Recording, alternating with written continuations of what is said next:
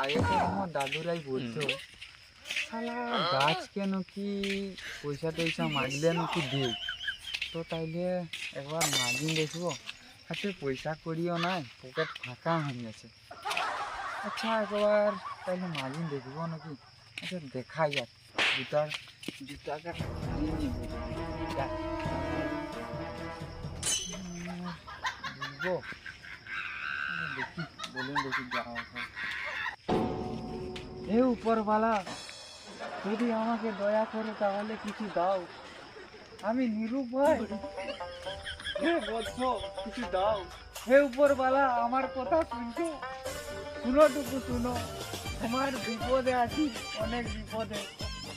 কেলা আমার এই ফাটিয়ে পাঁচ তুলি আর তুই এটা আমাকে উপরওয়ালা বলে ডাকি পয়সা আমাকে দিস কেলা, তাই মরবি যাও।